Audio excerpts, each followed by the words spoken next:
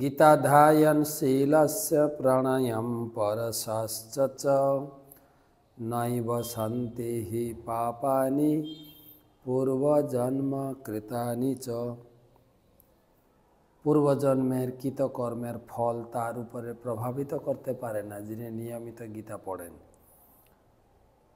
आजकेर गीता पाठ 63 श्लोक 10ম अध्याय विभूति योग।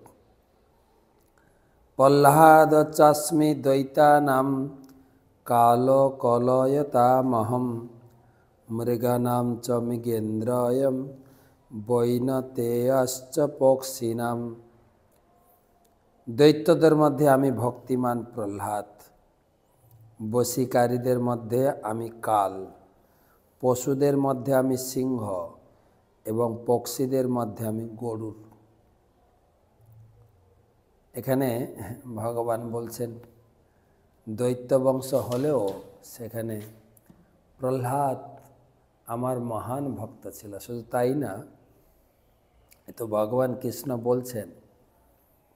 আর কৃষ্ণ যখন চৈতন্য মহাপ্রভু রূপে এলেন, পুরীতে যখন ছিলেন, তিনি গদাধর পণ্ডিতের কাছে টোটা গোপীনাথে প্রতিদিন এই প্রহ্লাদের চরিত্র আর ধ্রুব চরিত্র শুনতেন। যে এত প্রতিকূল পরিবেশেও তিনি ভক্তি করেছেন, ভগবানকে লাভ করেছেন। সেটা ভক্তি, যারা ভক্তি করছেন ভক্তদের একটা অনুপ্রেরণা, সাহস যোগায়। যে আমাদের ভিতরে অনেক প্রতিকূল পরিবেশ রয়েছে, কারো স্বামী ভক্ত নয়, কারো স্ত্রী নয়, কারো ছেলে মেয়ে নয়, আত্মীয় স্বজন নয়, তথাপি প্রহ্লাদের নিজের বাবা রুখে দাঁড়িয়েছিলেন, কত না অত্যাচার করেছেন, তার ভিতরে তিনি ভক্তিকে এগিয়ে নিয়েছেন। তাই অসুরদের মধ্যে আমি প্রহ্লাদ। আর কি না, কাল, সময় সব কিছু হরণ করে নেয়।